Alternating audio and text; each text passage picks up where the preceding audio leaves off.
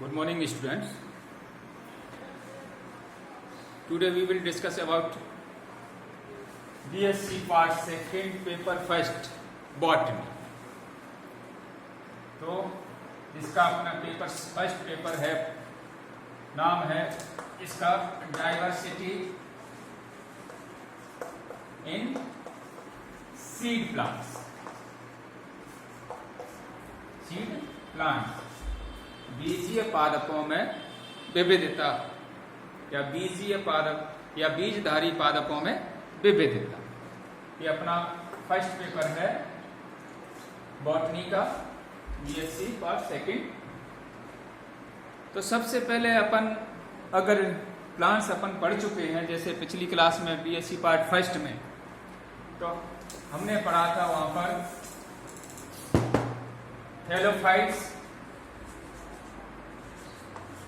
या Thallophyta and bryophyta और pteridophyta. मोटे तौर पर अपन प्लांट्स को इन 4 डिविजन्स में डिवाइड कर सकते हैं. थैलोफाइट्स या Thallophyta, bryophyta and pteridophyta. Thallophytes में जैसा कि आप पढ़े होंगे फर्स्ट ईयर में, थैलोफाइटा में वे प्लांट्स जिनमें जो प्लांट बॉडी होती है या पादप शरीर होता है उसमें जड़ तना पत्ती में किसी भी तरह का डिफरेंशिएशन या विभेदन नहीं होता है. ब्रायोन मीन्स मॉस प्लांट्स, दलदली आवास में पाए जाने वाले पौधे जो थैलोइड या कहीं कहीं पर स्मॉल रूट्स, स्मॉल लीफ जैसी संरचना का विकास हो गया था यहाँ पर, लेकिन जड़ तना पत्ती इस तरह का किसी भी तरह का इनमें विभेदन नहीं होता. यहाँ पर राइजोइड्स पाए जाते थे ब्रायोफाइट्स में.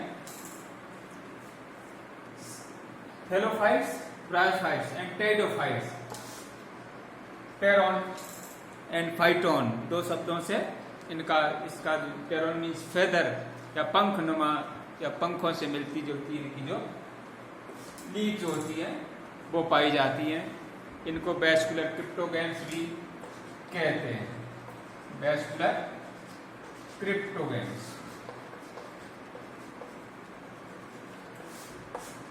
संवर्णनी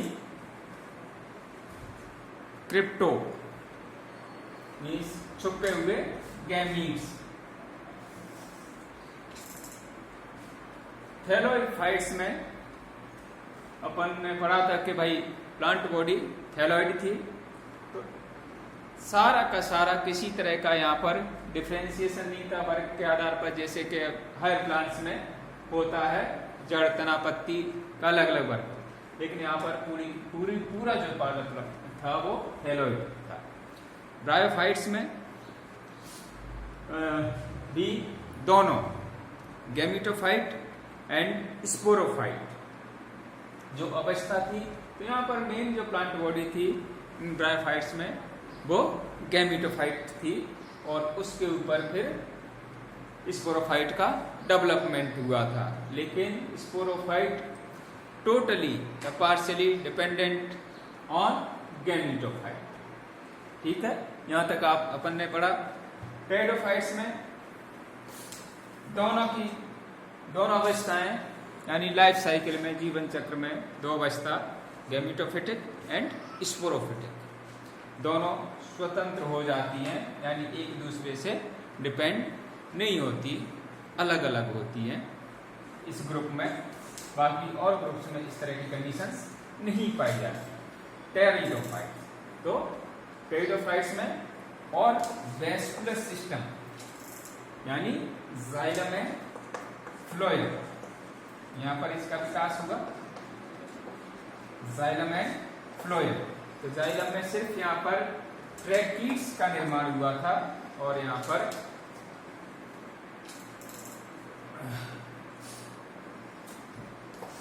ट्रैकीड्स बनी थी.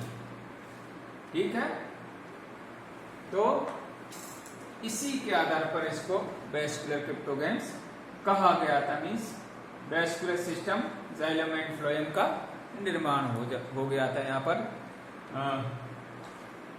सीप सेल्स वगैरह ये बन चुकी है।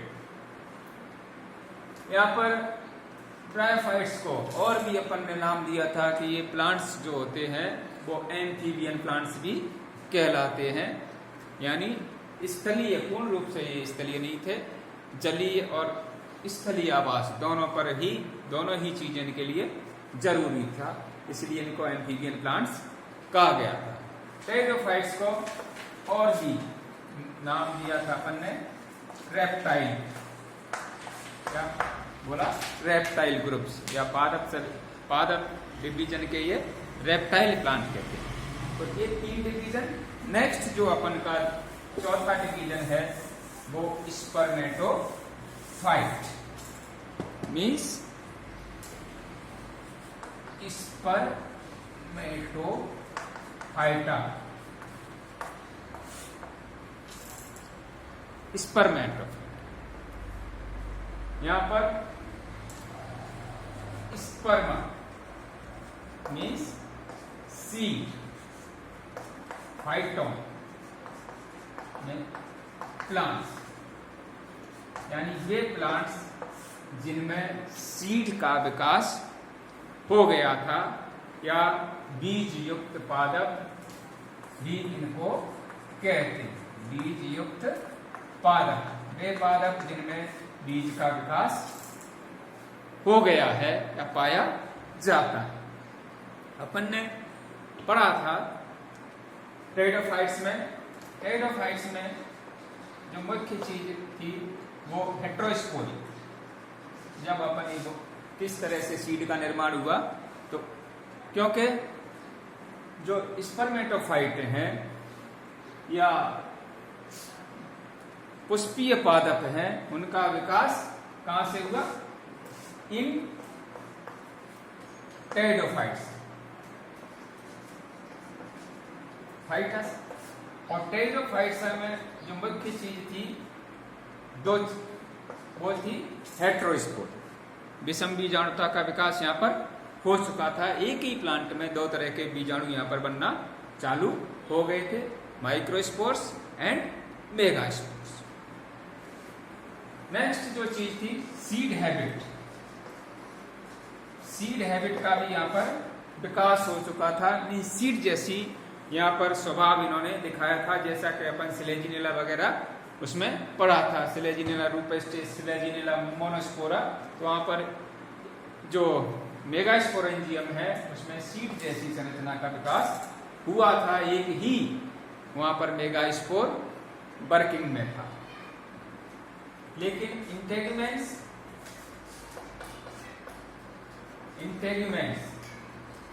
और रेस्टिंग स्टेज, इन दोनों चीजों का यहाँ पर अभाव था टेरिडोफाइट्स में। तो इंटेगुमेंट्स नहीं बनने के कारण सीड कोट का भी निर्माण नहीं हुआ था, और रेस्टिंग स्टेज के बाद में सीड का निर्माण इनमें नहीं हो पाया, means establishment of seed pteridophytes में नहीं हुई। लेकिन चौथा जो ग्रुप है बाद में टेरोप्सिडा से या टेरिडोफाइट से अपना 4th जो डिवीजन बना स्पर्मेटोफाइट, यानी बीजीय पादप, स्पर्मेटोफाइट या फाइटा बीजीय पादप। इसको तो यहाँ पर स्पर्मेटोफाइट्स में वे प्लांट्स जिनमें सीड्स का विकास, सीड्स प्रेजेंट। अब इसमें 2 सब डिवीजन में डिवाइड कर दिया अपन ने। नंबर 1 पहला है वो जिम्नोस्पर्म्स एंड एंजियोस्पर्म्स।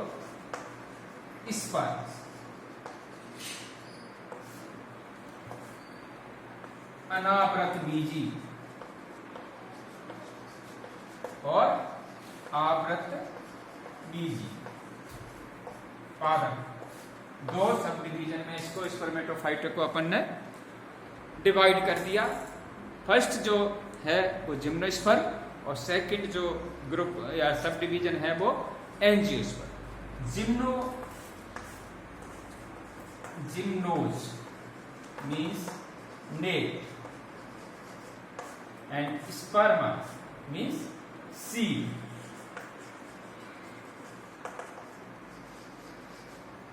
मीन्स कहने का मतलब इनको नग्न बीजी पादप कहते हैं। नग्न बीजी पादप यानी वे नग्न बीजी पादप यानी वे पौधे या वे प्लांट जिनके जो सीड बनते हैं वो नेक्ड होते हैं, यानी किसी भी तरह की भित्ति से परिबद्ध या घिरे हुए नहीं होते।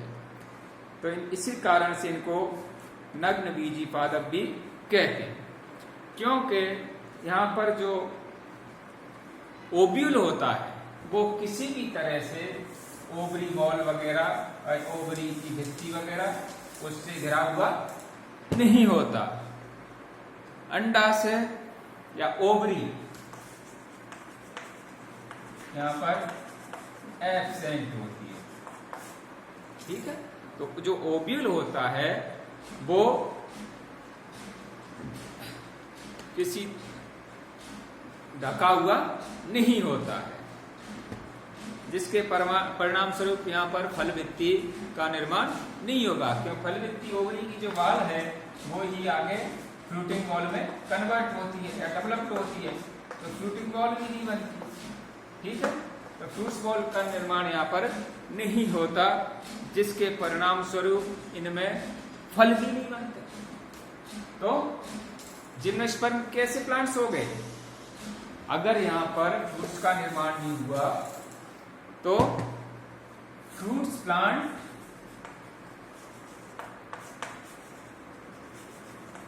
Without seed plants without fruits यानी फल विहीन बीजीय पादप, फल विहीन बीजीय पादप यानी ऐसे पादप या ऐसे बीजीय पादप जिनमें फल का निर्माण नहीं होता है। तो इस तरह की कंडीशन, फल का निर्माण क्यों नहीं हुआ? क्योंकि फल भित्ति में कन्वर्ट क्या होती है?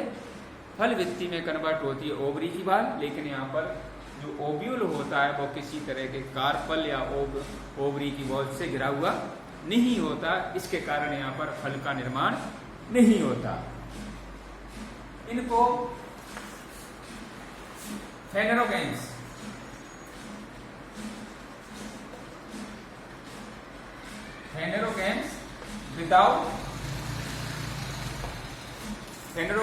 विदाउट ओवरी या फेनेरोगैम्स का मतलब है पुष्पीय पादप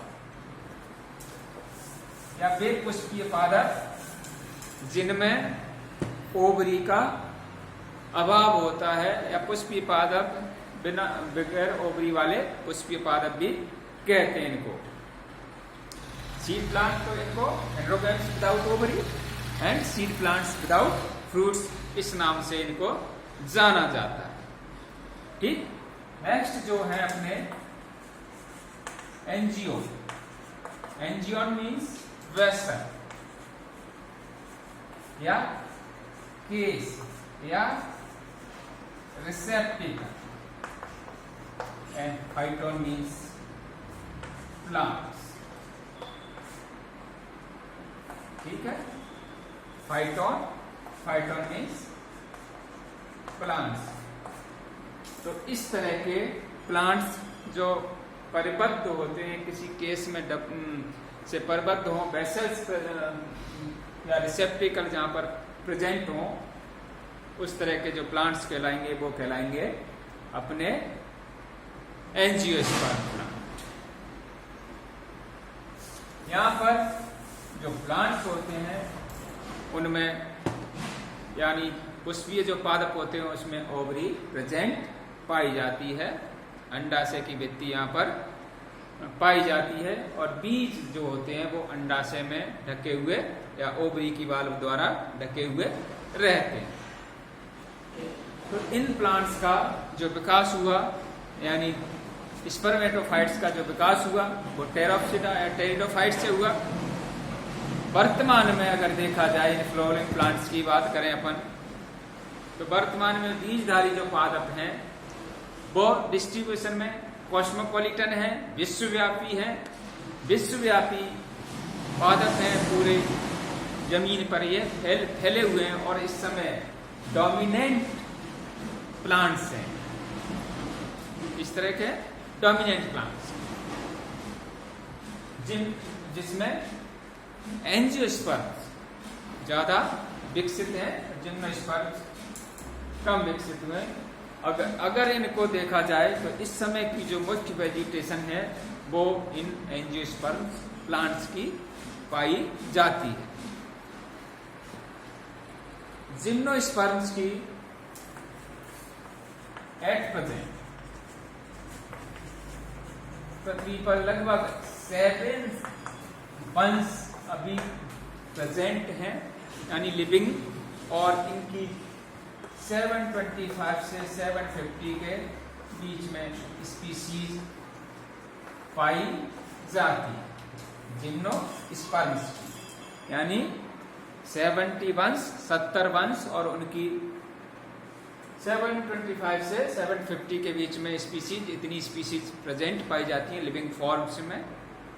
एंजियोस्पर्म्स जिसमें मोनोकॉट एंड डाइकॉट्स दोनों ही 12,500 वंश या जीनस, और इनकी लगभग 2 लाख के करीब 2 लाख के करीब स्पीसीज प्रेजेंट है। 2 लाख इस समय उपस्थित हैं, जमीन पर या भूमि पर प्रेजेंट पाई जाती है। अगर अपन देखें तो जिम्नोस्पर्म्स जनरली इनकी जो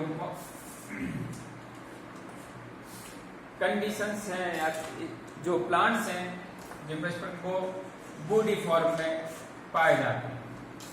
जिम्नोस्पर्म्स बूडी फॉर्म्स में पाए जाते हैं, मीन्स काष्ठीय पौधे हैं ये।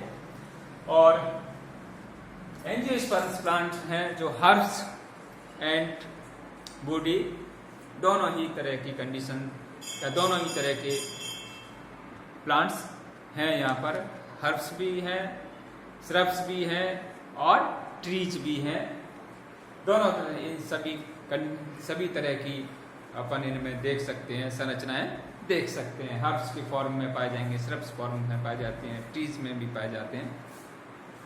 अगर अपन उत्पत्ति